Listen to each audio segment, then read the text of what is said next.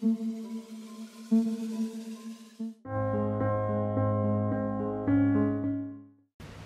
Iman, ini kita mau wawancara ngobrol soal patung yang sedang dibikin nih, rencananya untuk di Mandalika nih. Nah, pertama nih, patung yang sedang dibikin ini apakah betul itu patung Presiden Bapak Jokowi dengan motor koper Kawasaki-nya itu? Ya, begini, itu saya dapat telepon dari Ibu Dirjen PU gitu loh. Beliau memerlukan patung, temanya Pak Jokowi pakai motor gitu. Yeah. Saya antusiasnya begini, jarang-jarang presiden naik motor, ya kan? Yang ada kan naik mobil. Iya. Nah, mau jadi ada semangat juga saya bikin unik gitu kan. Presiden kita ini kayak cowboy juga gitu loh ya, darah muda gitu. Jadi saya senang tuh, karena kebetulan saya juga sudah beberapa kali bikin patung yang naik motor, ya, figur naik motor. Sekarang kebetulan ada di apa namanya? Di Mandalika? Bukan, di Beijing. Ini karya saya di Beijing. Jadi kita agak apalah bikin begituan. Nah, cuma nih kita karena ini di outdoor, di luar, kawasannya terbuka, di mana namanya itu? Di Mandalika itu, ya saya harus buat patungnya agak besar. Kurang lebih 2 kali besar realnya. Ya, jadi kalau ban motornya itu kayak ban truk lah, segede ban truk. Besar ininya apa namanya. Nah, maksudnya apa? Supaya tercapai, tidak ditelan oleh lingkungannya yang besar itu gitu loh. Minimal sedikit bisa menyimbang. Nah, itu kurang lebih patungnya 5 meter tingginya 5 meter. Dengan ininya nanti dengan kita sebut ada anginnya itu yang bisa. Cepet. Panjangnya 6 meter, 7 meteran. Gitu. Nah, ini memang patung ini dikerjakan secara kilat. Secara kilat, kebetulan kita cukup menguasai teknologinya, ya. Bisa cepat. Ya, biasanya kalau bikin patung itu segede gitu bisa 6 bulan itu. 6 bulan. Ya. Ini kita baru 2-3 minggu. Berarti di order atau maksudnya diminta sama Ibu Dirjen itu ya, sekitar kurang lebih 3 mingguan yang lalu lah ya. Ya, kita mulai, ini sudah mendekati finishing. Sekarang ini kita sedang apa namanya mengassembling gitu, mengassembling komponen-komponen. Itu kan ada motor itu ada rodanya, ada bodinya, ada tangki segala macam kan dibuat terpisah-pisah. Itu sedang di-assembling. Sudah hampir semua sudah bisa. Terus sekarang tinggal naik figur. Figur Pak Jokowinya tuh sekarang naik. Nah, tapi nanti kita cek udah cukup, puas atau belum. Ya. Karena kita kan dapat data buram lah dari foto gitu. Tapi saya ingat ya, saya tidak memindahkan foto. Jadi makanya itu ada angin-anginnya segala itu ya. Foto itu hanya buat pegangan ya, supaya sedikit mungkin mirip lah. Orang mengenal Pak Jokowi ini. Gitu. Itu. Nah, waktunya emang singkat. Nah, saya juga bilang, kalau nanti kurang bagus gitu buat ini kan ini penilaian, ya sudah nggak usah dipasang, aku taruh di museumku aja. Itu. Ini sekarang sudah berapa persen nih Pak? Kalau dilihat persennya berapa sih tuh? 75 ya? Tuh, 75%. 75% dalam waktu 3 minggu. 3 minggu. Ya. Ini rekor berarti selama karir Bapak? Sebenarnya bukan cepet-cepetan, kan sebenarnya karya seni itu bagus-bagusan, bukan soal cepet. Nah, ini cepet dan bagus, harus itu gitu loh. Makanya saya bilang kalau jelek ya nggak usah dipasang, saya tahu di museum saya aja. Daripada bikin malu kan. Iya. Nah, Jadi harus bagus, waktunya singkat, tapi sebenarnya itu juga bukan halangan. Ya. Ya. Karena kami sudah terbiasa bekerja maraton begitu. Yang menjadi yang belum kita hafal ini angkutan ke sana. Kalau normal bisa 3 hari 4 hari. Nah kalau ombaknya besar dan segalanya mungkin nggak bisa nyebrang kan? Iya. Itu Angkut ini angkut pakai darat kan, ya. Nah itu jadi tergantung sekali sama cuaca. Apalagi cuaca sekarang ini kan. Iya. Banyak badainya tuh. Iya. Nah itu. Jadi itu aja kendalanya. Kalau di sini saya kira sih seminggu lagi selesai itu. Nah Pak, selain kendala tadi untuk pengiriman, ada kesulitankah mungkin selama pengerjaan di sini, dan berapa yang dilibatkan untuk mengerjakan ini? Enggak ada kesulitan sebenarnya. Yang dilibatkan, nah itu. Kita kan juga punya patung yang cukup besar. Yang harus selesai juga Maret ya. Bulan Maret terus selesai, itu tingginya 18 meter. Dibawa ke, tapi ini di Jawa, dibawa ke Semarang. Terus kemudian kita banyak pesanan patung yang juga harus segera selesai. Terpaksa dulu kita hentikan yang itu. Gajah Mada tetap berjalan. Terus patung motor Pak Jokowi ini harus didulukan karena waktunya mepet sekali. Kan mau itunya apa namanya, balap motor itu bentar lagi kan. Nah itu sekitar jadi Maret lah. Ya sebelum itu harus sudah jadi, nanti kan diperiksa, wah ini kurang bagus ya sudah turunin aja lagi. Ini udah ada tanggal pastinya, harus ada di sana tanggal berapa gitu? Itu Pak Juki yang tahu, nanti tanya dia. Transportasinya gimana gitu. Kita punya langganan yang biasa kita pakai untuk pemasangan dan itu. Yang dia tuh punya kendaraan untuk ngangkutnya, dia juga punya crane lengkap dan sudah biasa kerja sama kita gitu loh. Jadi perlu orang yang dia nggak repot. Nah itu, jadi kita udah siap lah itu. Tinggal ya itu bagus nggaknya. Seni itu kan gitu, nggak bisa bilang wah udah selesai apa, bagus nggak kan gitu. Kalau dari segi perwajahannya sih, saya sih udah seneng ya lihatnya. Gitu. Kalau dari target Bapak sendiri ini bisa benar-benar selesai 100% itu di kapan? Ya seminggu lagi dah. Seminggu lagi? Ya. Berarti ya masih minggu kedua Februari lah ya. Kita kasih waktu berapa sih? Lupa saya. 1,5 bulan. 1,5 bulan. Sudah pasang sana. Ini kan buat 3 minggu udah hampir selesai.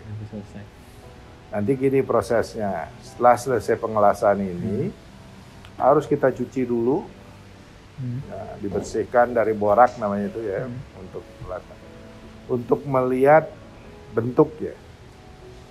Sudah memadai belum? Nah, kalau belum, las lagi sana sini. Ini mematung ini pakai api. Tidak ada cetak-cetakan, cor-coran enggak ada. Jadi pakai api membentuk. Membentuknya itu pakai api. Itu. Nanti bisa lihat di situ ya. Jadi kita harus punya staf kita itu ya, dari yang ngelasnya, dari yang olah materialnya, harus betul-betul menguasai. Berarti bisa dikatakan untuk proses pembuatan patung ini nggak ada masalah ya, maksudnya? Nggak ada. Mudah aja gitu. Ya, dan ngerjain motor tuh anak-anak muda kan senang. Ya kan? Gitu. Jadi mereka udah hafal. Mungkin hafalan mereka itu, Pak ini tambahin ini kan.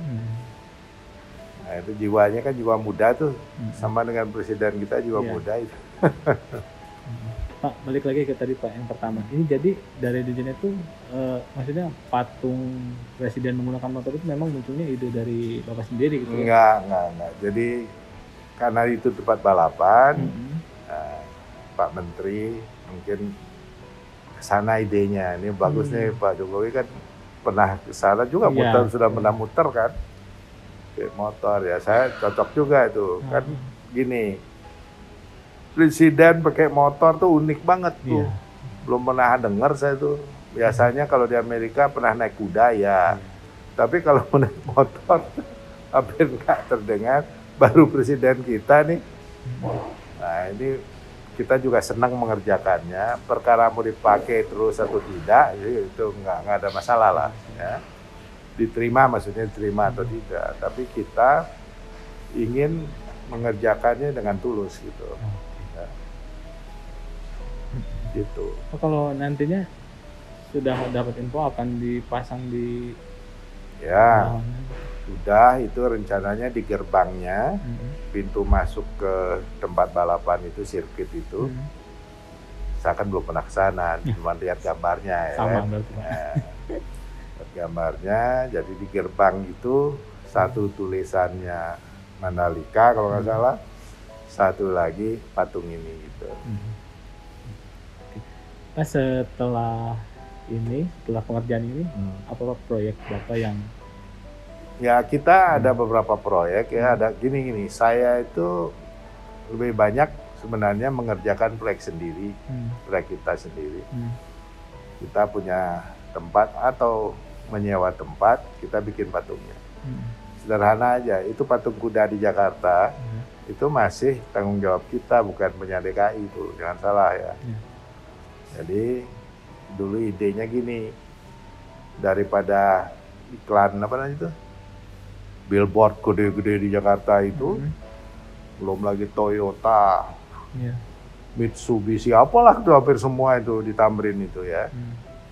Saya bilang, kenapa nggak kita buat sesuatu, mereka suruh ngebayarin, kasih saya haknya, cukup segede gini nih. Ya kan, logo aja. Misalnya apa, nah kebetulan kita sama OCBC, ya, yang bikin patung kuda itu, patungan Arjuna Wijaya itu.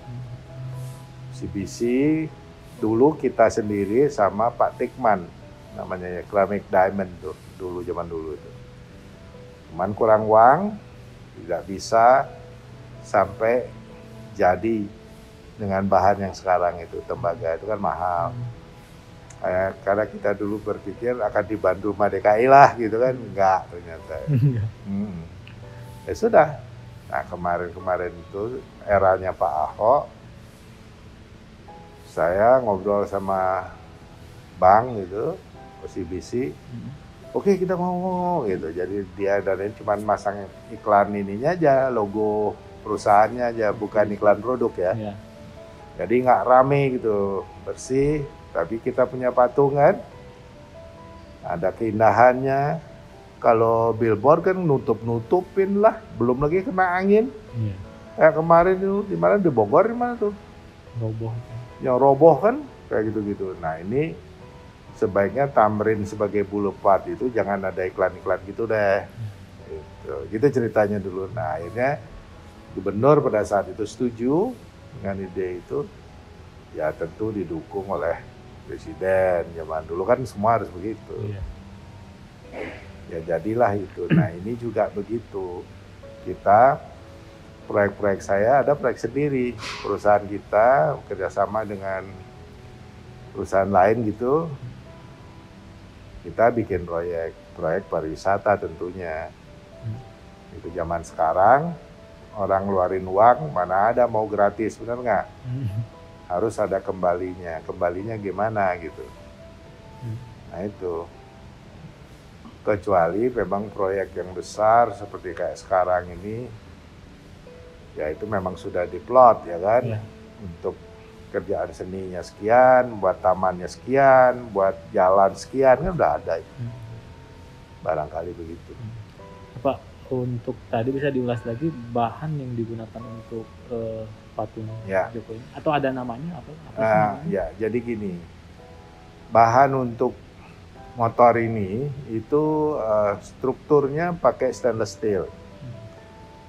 Stainless steel itu ada kodenya, kode yang anti karat. Kemudian kita bungkus dengan kuningan. Kuningan ini juga anti karat. Karena dia berada di pinggir laut. Ya, pinggir laut tuh, Mandalika itu. Sebentar berkarat. Nah kemudian bahan patungnya itu semua yang keluar di luarnya itu adalah kuningan supaya dia tahan dengan cuaca gitu. Nanti alam akan membuat patina namanya, oksidasi itu patina namanya. Ya, pewarnaannya di kelihatan biru-biru hijau itu namanya patina, bukan platina ya, jangan salah, patina. Itu alam mewarnai seperti itu, teroksidasi tapi terus dia stop. Beda sama baja atau besi, begitu dia merah korosi terus makan kan, sampai hancur. Kalau yang gitu. Nah kalau kuningan nggak bisa. Itu kelebihan, dan kemudian juga tahan panas. Jadi untuk supaya tahan ratusan tahun bahkan ribuan tahun haruslah pakai bahan itu. Dan yang ini diperkirakan bisa tahan. Nah itu tahan, udah pasti tahan. Itu kita lihat aja arca-arca yang ditemukan itu yang tertanam ribuan tahun kan masih utuh. Karena memang dia kuningan itu adalah bahan aslinya adalah tembaga dicampur dengan timah, sehingga keluarlah warna jadi kuning kayak emas. Nah kalau di Thailand orang-orang kaya itu kalau membuat patung Buddha, patung apa itu memang kuningan itu cemplungin emas juga dikit biar warnanya lebih nyala gitu. Ada ini nggak Pak, dikasih nama pribadi mungkin dari Bapak untuk karya yang ini? Namanya belum. Nanti dipikir. Kalinya Pak Jokowi dikasih nama. Atau nunggu dari Pak Jokowi dikasih nama? Nah, iyalah. Jadi gini, kenapa saya senang mengerjakan ini? Satu, uniknya apa? Saya sudah pernah buat patung motor. Sudah pernah. Di samping itu presiden ini rasanya mungkin presiden pertama kali yang bermotor ini gitu loh. Belum pernah, jadi menarik. Kalau yang pakai kuda banyak, yang naik kuda kan banyak. Pakai mobil apalagi. Tapi ini kalau naik motor ini, kayak anak muda sekarang kan, ya senang juga melihat unik gitu. Tapi motornya chopper kan itu ya? Iya, ya kan bikinan teman-teman di Bogor itu. Bogor ya. Nah itu, jadi apa namanya? Ya walaupun nanti seandainya tidak terpakai gitu, ya udah aku pasang di sini. Saya kan punya tempat banyak. Galeri ya. Jadi kemungkinan terpasang sih, kayaknya mungkin karena kan. Ya masih cocok banget sih itu. Kalau lihat di Instagram itu. Kalau waktunya pas, ya sudah gitu kan. Kalau batunya misalnya kurang itu kan bisa aja, kita nggak tahu. Ini sudah ada yang ini Pak, dari kementerian mungkin melihat ke sini, memantau? Belum. Biasanya kalau ada pun itu paling masalah teknis. Angkutnya pakai apa, masangnya pakai apa gitu-gitu. Tapi kan itu udah selesai semua ya? Ya bukan masalah estetik ya. Iya. Ya memang kan ini masalahnya kita bikin patung presiden. Nah ini mirip nggak kan gitu. Nanti mirip si Pak Amir gitu kan, marah. Yang marah rakyatnya. Ini kok presidennya beda. Presidennya beda nih. Ya jadi hati-hati di situ. Kita ada cukup pengalaman lah. Ya, bikin begitu kita tahu lah risikonya seperti apa. Nah ini kenapa sekarang kita perlu perkenalkan dulu biar nggak terkaget-kaget juga. Iya. Ya, saya lebih senang itu. Apalagi studio saya kan terbuka. Tiap orang bisa lihat. Gitu. Nanti kalau pakai rahasia-rahasia apalah nggak benar. Ya sudah, buka saja. Ya jadi itu aja kalau dari saya. Patungnya ini kurang lebih beratnya itu 4 sampai 5 lah ya. 5 ton gitu. Berat. Ya mudah-mudahan bisa lebih ringan.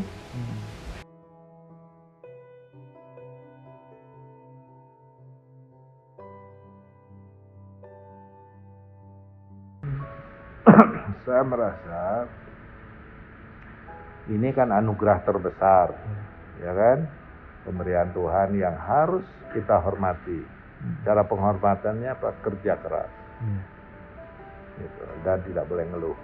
Karena ini pemberian, kita dikasih hadiah kok ngeluh. Iya. Apapun tantangannya, kita harus hadapi dengan baik, dengan sabar. Sebagai contoh, saya kasih contoh ya yang Anda bisa banding-bandingkan. GWK itu saya bisa bertahan 28 tahun. 28 tahun tuh, kerja terus saja. Nggak ada yang bantu. Tadinya dibantu, kemudian dicabut bantuan. Bank nggak ada yang mau bantu. Ya. Terakhir pemerintah izinnya saja susah. Dan itu dimusuhin orang sebali. Oh iya. Karena? Ya saya dianggap melanggar apalah. Sama dengan istana ini melanggar undang-undang. Nah itu. Jadi pengalaman itulah yang membuat saya menyodorkan hal yang baru belum tentu orang semua paham. Ya. Karena begini, seperti Bali misalnya, patung GWK itu. Selama ini kan orang Bali itu bangga menerima warisan, ya kan? Menjual pura-pura untuk pariwisata, padahal itu kan tempat ibadah. Tapi dijual untuk pariwisata. Saya bilang, harusnya generasi kita sudah layak itu memberikan sumbangsihnya berupa warisan juga kepada generasi nanti gitu. Bangunlah sesuatu yang bisa memperkaya khasanah budaya dan pariwisata kita. Khusus pariwisata dan budaya, bukan untuk persembahyangan gitu ya. Tapi nggak banyak yang nggak ngerti, menyerang saja. Malah saya dibilang mau merusak budaya Bali. Jadi kita mau membela malah bisa dituduh merusak. Tapi nggak apa-apa. Kita kerjakan dengan sabar. Akhirnya akibat masyarakat nggak setuju dan sebagainya, tidak ada satu bank pun yang membantu kita. Tidak ada. Tapi ya syukur alhamdulillah. Tidak dibantu, saya tidak punya utang. Tapi risikonya pekerjaan tuh panjang. Untuk syukur-syukur saya masih hidup tuh bisa selesai 28 tahun. Rambut dari gondrong masih gagah. Tiba-tiba rambut habis. Umur sudah sekian, tuh coba. Nggak terasa itu. Ya. Nah disinilah saya bilang, karena itu yang saya punya. Mematung itu. Kalau saya tidak tekuni dan tidak hargai, berarti saya mengkhianati pemberian itu dong. Ya terus gimana kita bisa hebat? Kalau yang diberikan aja kamu nggak mau terima, kasarnya kan seperti itu. Nah itulah kita pertaruhkan itu. Pertaruhkannya ya tadi itu. Satu, ada teman yang jauh, ya kan biasalah, mau musuhin, gitu. Tapi ya kita jalan aja, jalan dengan keyakinan bahwa ini ada manfaatnya. Terutama begini, tempat kayak GWK itu dulu itu adalah tempat yang nggak punya masa depan dah. Tambang bekas tambang kapur digali-gali begitu, ada 30 meter, ada lubang sana lubang sini. Ya saya kan bisa beli tanah rusak. Kalau tanah bagus mana bisa beli, bener nggak? Ya murah kita bisa beli, karena tanah rusak, nggak ada masa depannya. Tanah orang tuh hilang, saya bayarin. Itu bayangin dikeruk-keruk diem-diem gitu, sama penambang kapur. Itu 20 meter, 30 meter dalamnya, gimana nyari batasnya? Gila nggak tuh, kasihan. Ada 300 orang. Nah, terus kita kumpulin. Ya terserah katanya, ya sudah kita bayar dengan harga normal pada saat itu. Nah itu kita bebaskan. Kemudian kedua, tempat miskin itu kan harus kita buat kaya. Kan? Ya nggak kaya pokoknya bisa hidup lah masyarakat. Ya kita kerja di proyek itu. Dari pembangunannya dan setelah pembangunan. Itu loh. Caranya kita supaya kita tidak dijauhi oleh lingkungan kita. Nah caranya begini, mereka kan banyak nggak sekolah. Kita kerjasama sama Politeknik pada saat itu. Kita sekolahkan untuk belajar yang sederhana lah.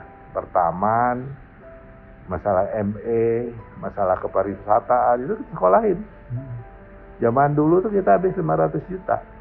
Untuk menyekolahkan untuk berapa orang itu dengan Politeknik. Sehingga mereka dapat sertifikat. Dengan sertifikat itu dia nggak usah kerja sama saya, kerja manapun bisa. Gitu. Nah dari situlah mereka ada yang kerja sama kita, satu di keluarga itu misalnya berempat. Anaknya kerja sama kita, bapaknya bekerja informal dari desanya. Itu namanya dia ngayah tuh. Ngayah itu apa ya namanya itu? Kalau di sini itu kerja wajib dari desanya. Karena kita desanya kita gaji. Pada saat itu, bukan desa, apa namanya? Banjar itu kayak RT-nya. Ya. Itu kita gaji, pada saat itu kasih 25 juta. Tugasnya apa? Cuman menjaga keamanan, menjaga binatang, supaya tidak makan taman gitu, sapi segala macam.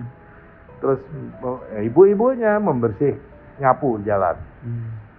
Seluruh keluarga itu bekerja. Walaupun dia misalnya jadi guru, karena kerja wajib dari Banjar itu dia harus keluar ganti pakaian, ngawasin di sana gitu.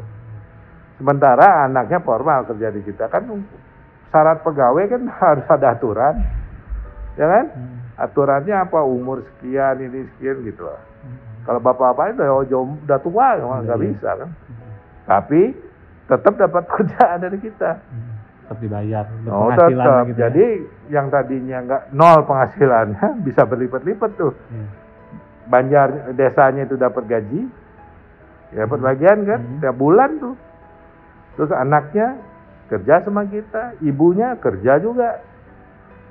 Jadi semua yang tadinya dianggap nol, gitu cara kita mendekati lingkungan. Gitu. Pak masih ingat apa kapan pertama kali bikin patung karya pertama itu tahun berapa sih dan apa? Tahun 73 lah. 73 kan saya masuk ITB, baru pertama kali tahu patung modern itu. Tadinya milih lukis. Nah di kampung kan taunya cuma lukis. Ya, pas masuk ITB, TPB namanya. Nah itu TPB itu semua pelajaran dapat. Tapi lucunya apa? Aneh tuh ITB itu. Kita baru nongol masuk ke ITB, tanganin formulir. Formulir isinya jurusan apa lah. Kita belum juga tahu interior dan naon gitu ya. Cuma gitu. Ya karena saya kenal lukis, ngisi lukis aja. Begitu masuk terus tahun, loh ini keren banget nih patung ini. Pindah gak mudah. Nah tapi berdebat akhirnya dikasih. Kalau nggak ngulang setahun. Jadi itu nggak ngulang, dia langsung pindah dikasih. Saya balikin kata guru saya, kan guru saya sering bilang ini, bakat walaupun tidak besar, tapi kemauannya besar itu lebih kemungkinan bisa sukses gitu ya. Daripada bakat besar sarewai gitu ya, susah kan. Akhirnya saya balikin kata dia, akhirnya dia bingung sendiri kejawabnya, benar juga nih. Akhirnya saya kasih gitu. Kalau enggak kan harus ngulang setahun, males juga itu. Akhirnya dari situlah milih, terus kebetulan tahun 78 saya tuh lupa tuh, menang Sembara Proklamator, itu kan bergengsi tuh nasional.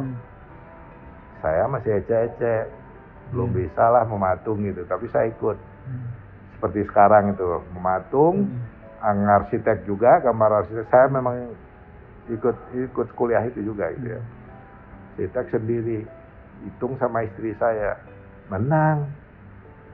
Perasaan siapa yang ngelawan perusahaan-perusahaan besar, biro-biro arsitek besar, semua ikut. Itu masih mahasiswa. Saya mahasiswa ikut sorangan, gak ikut guru, nggak jago juga. Menang, itu kaget juga itu. Cuma waktu pengerjaannya disuruh biasalah politik juga. Dikerjakan bersama, ada dosen, terus ada anak Jogja. Cuman yang boleh ngerjakan Bung Karno saya, itu pesan Pak Harto. Jadi zaman dulu tuh gitu.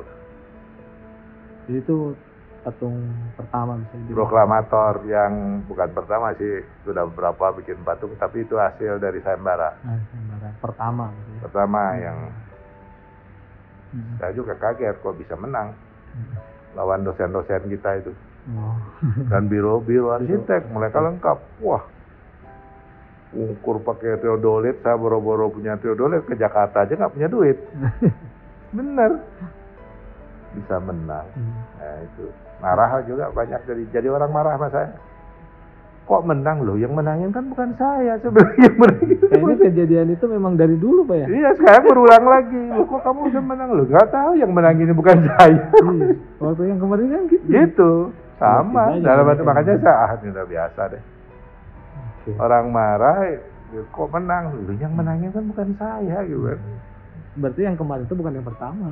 Bukan. Tiba-tiba ada yang marah karena menang ya, di Ibu Kota Baru itu. Makanya saya nggak begitu marah, iya. karena orang udah biasa gitu. Nah ini ini kan kalau dilihat nih patung-patungnya karya Pak Nyoman ini seperti hidup, seperti ada ruhnya gitu Pak ya. Nah itu gimana sih sebelum mematung itu, apakah ada apa gitu? Patung saya itu patung citra, kesannya aja. Kayak sepeda, udah lihat belum lihat sepeda? Patung sepeda tuh kelihatan melesat gitu loh ya. Citranya ya, angin itu kan siapa yang bisa nangkep angin kalau nggak ada benda lain? Ada daun goyang-goyang, wah angin nih gitu kan. Nah ini kan saya tangkap di situ. Mau lihat dengan gerak, mau memperlihatkan macam-macam itu, nah itu bisa dibantu dengan itu. Nah sekarang materialnya tidak sesulit zaman dulu. Ya. Tersedia semua, jadi bisa kita buat gitu loh ya. Ya memang penghayatan itu penting. Kalau kita buat sesuatu itu harus menjiwai, harus sih betul-betul kita harus involve gitu loh ya. Sehingga apa yang kita kehendaki itu ada di situ. Kalau kita ada jarak ya susah. Jadi kita harus bergulat di situ langsung. Makanya gini, ide-ide saya itu kan udah macam-macam tuh. Kita benci ngelihat hutan kita ditebangin gitu kan, saya enak udalnya atau dibakar gitu. Ya saya buat patungnya juga. Banyak itu. Ya, untuk jiwanya tuh bisa dapat gitu. Tapi kalau kita membuat sesuatu yang nggak ada isinya, itu jiwanya juga nggak ada. Karena begini, ambillah apa, kuda misalnya. Ya. Kuda kita pilih karena dia bisa mewakili ekspresi-ekspresi manusia. Jadi artinya si kuda itu bukan subjek matternya, bukan pokok soal sebenarnya. Cuman kita bisa pinjam. Karena kuda itu bisa jahat kesannya, bisa cantik, bisa liar gitu, ya kan? Manusia kan mirip-mirip begitu juga. Nah ini kita pinjam, si kuda ini kita pinjam, padahal kita tidak bikin buat kuda. Gitu loh. Nah itu, masalah subjek matter ini penting diketahui oleh orang. Kan beda nih, kalau memang saya pengen buat patung kuda, ya kuda itu dia harus itu. Tapi belum tentu semua begitu. Hanya kuda tadi itu mewakili ekspresi tertentu dari manusia. Artinya setiap patung itu ada pesannya. Ya, ada pesan. Kalau enggak kan kurang bobotnya tuh. Ya, kalau makanya kita terlihat hidup gitu. Ya, misalnya gini. Kalau patung itu sekedar estetika, ya bisa belajar loh tuh. Bisa sekolah estetika itu kan ada warna, ada bentuk, ada irama. Dengan itu juga udah bisa ini, tapi nggak ada isi. Gitu. Nah ini kalau supaya ada isi, misinya tuh apa yang kita inginkan gitu kan, supaya greget dari hati itu tuh ada. Ya. Kalau dalam setiap karya Pak Nyoman ini ada yang mempengaruhi ya selain ya tadi realitas sosial kayak gitu kan, ataukah dari memang darahnya dari keluarga memang sudah seniman gitu? Gini, di keluarga saya bapak saya tidak. Tapi saya tuh punya bapak dua, ibu dua gini. Maksudnya gini, bapak saya yang pertama saya tahu itu adalah paman saya. Sama ibu saya, tante saya sebenarnya. Karena ini, dua keluarga ini, kakak kawin sama kakak perempuan, yang cowok kawin kakak adik juga. Cowok gitu. Ya, betulan yang tua nih, nggak punya anak. Kan biasa di kampung itu kan, ini biar buat apa, mancing. Mancing, ya. Saya hidup di situ. Di tante saya itu sebenarnya tante saya, tapi saya manggil ibu, orang nggak tahu kan, tuh kecil. Masih merah saya dari kan nggak tahu nyusunya juga gimana caranya tuh. Oh, dari bayi ya. Dibawa ke desa. Karena ibu saya yang benar anaknya banyak. Ya, jadi sampai ke sana lah ya. Nah, ibu saya itu. Nah, kalau bapak saya itu memang dia seniman, tapi seniman kampung. Kakek saya seniman kampung juga gitu. Nah, barangkali nggak tahu lah Pak dari sana. Tapi kalau paman-paman tetangga saya ada senimannya hebat. Itu merpati putih, itu pencak merpati putih, tahu kan? Nah, itu cikal bakalnya paman saya di Bali itu. Jadi berarti memang ada ya darah lah katakan. Darahnya memang ada gitu ya. Ada dikit lah. Kemudian ini Pak, apa sih yang, karena kan karya Pak Nyoman itu banyak banget kan ya. Apa sih yang energi, apa sih, dapat energi dari mana gitu bisa untuk membuat karya sebegitu banyak? Itu yang saya bilang. Mari kita sama-sama menghargai rahmat Tuhan itu. Entah apa agama Anda, saya nggak peduli, tapi hargailah rahmat itu. Mau jadi wartawan yang hebat, yang sesungguh-sungguhnya. Pakai hati. Suatu saat ketemulah nanti itu. Ya, apa yang Anda cari. Coba dulu zaman saya itu siapa sih yang mau beli patung gitu aja. Apalagi kan kita nih kebanyakan orang yang anti patung. Ya banyak, nggak gampang. Iya kan, patung saya rusak udah berapa biji, ditumbangkan gitu kan, berapa biji. Ya itu kan kehidupan. Kita harus bisa terima itu, nggak usah sedih. Kita jalankan aja. Ya. Coba patung kita di Bekasi yang 15 meter 2 biji ya. Mau dijarah, terus ada yang dibongkar gitu ya. Tempat-tempat di Sibolga itu kepalanya segede rumah ini. Mau 60 meter patungnya. Baru segini kita kirim, hilang aja dijarah. Retelin gitu. Ya nggak tahu, pokoknya hilang aja tuh, laporannya udah nggak ada. Coba bayangin patung segede rumah ini, kepala doang nih, segede gini, 20 meter tingginya. Gila, itu bisa hilang. Ngomong apa kita? Itu faktanya. Nah kalau kita terus berlarut-larut sedih, ya nggak jadi apa-apa. Kalau saya sih, ya itu kita di Indonesia hidupnya seperti itu. Ya terus nggak ada yang bisa nolong kita, ya sudah, mau apa? Nggak usah frustasi. Kita patung besar-besar ada berapa hilang? 4 juga ya? 4 musnah itu. Besar-besar. Selama berkarya sendiri sudah merasa puas mungkin Kak, atau ada capaian yang enggak lah. Ini udah gitu. Kalau puas tidur saya. Jadi rasanya nggak tercapai aja. Selalu ada yang pengen ini besoknya, aduh kok ada lagi yang ini enggak, gitu-gitu aja. Saya nggak pernah puas tuh soal berkarya itu. Betul. Bikin ini merasa udah wah ini bagus nih. Lusanya kok rasanya kurang, bikin lagi. Oke. Nah, ini lebih ke kegiatan Pak Nyoman di luar profesi.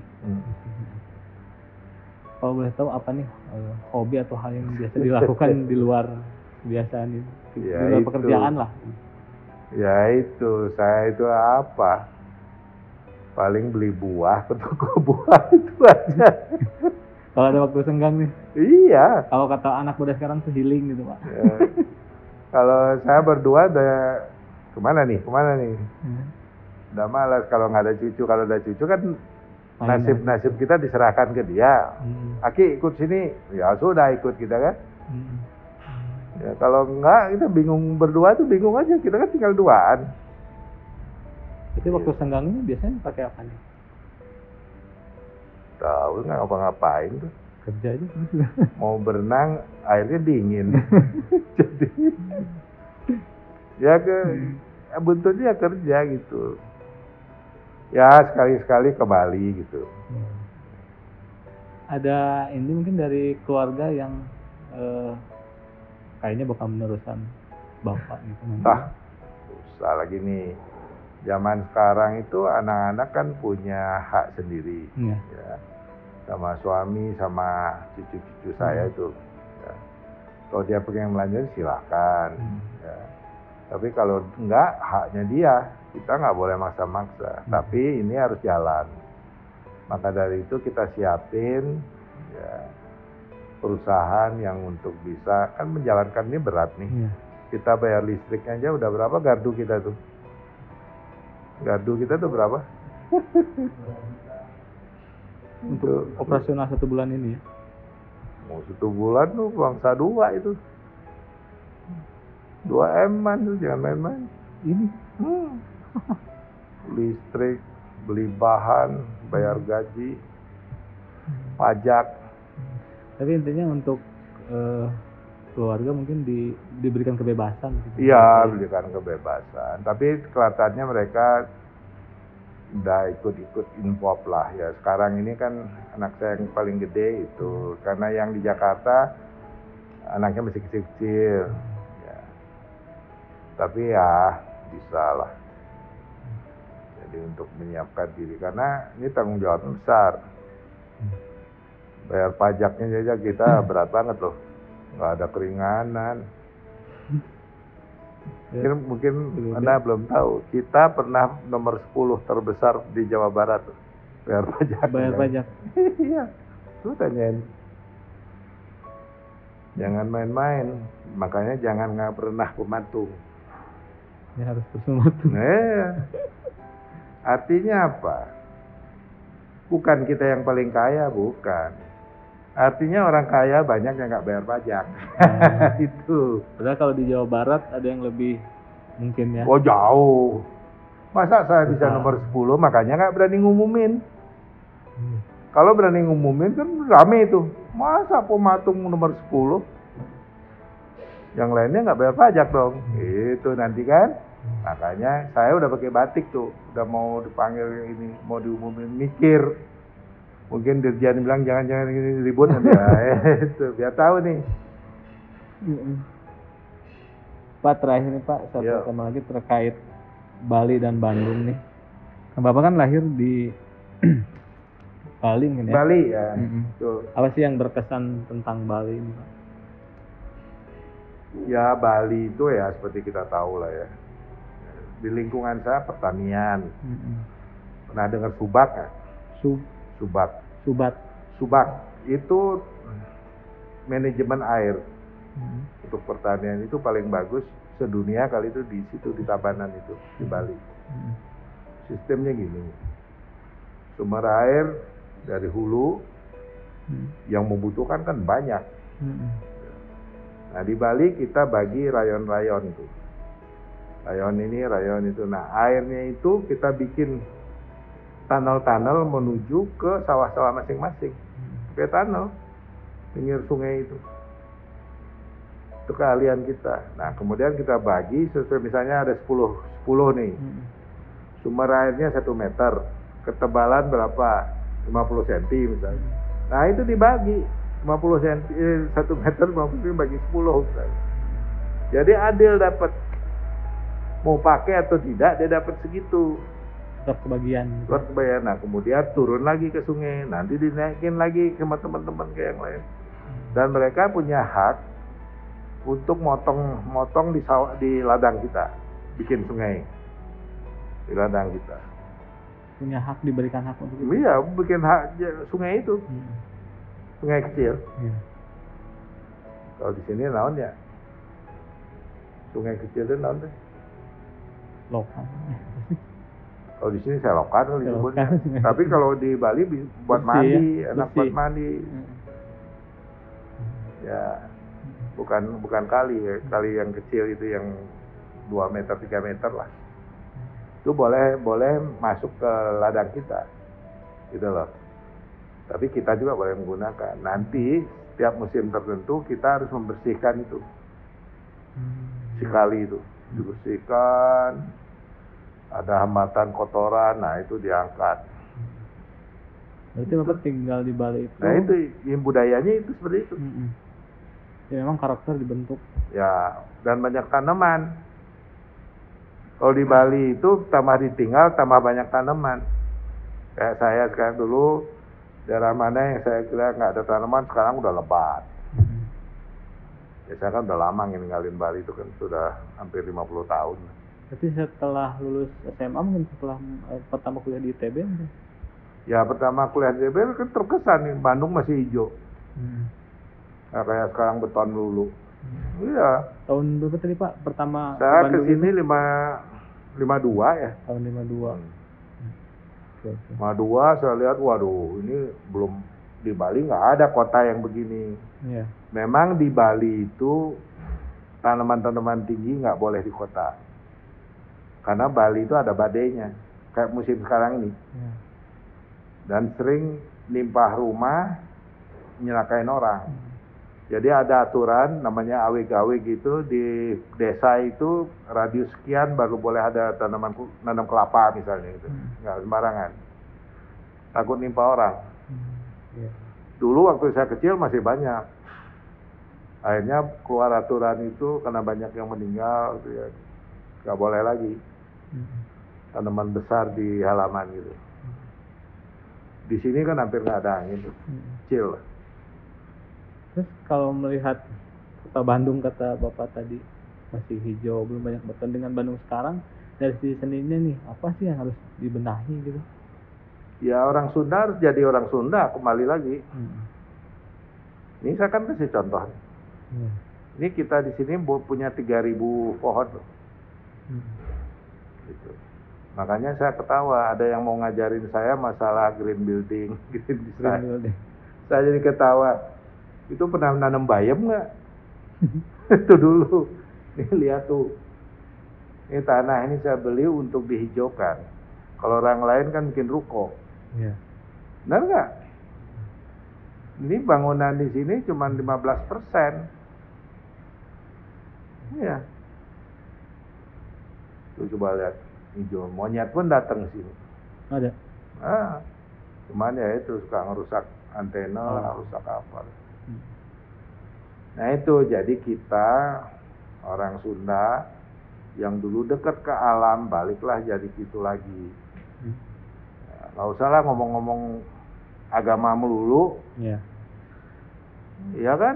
Lebih bagus kita ngomongin budaya kita nih.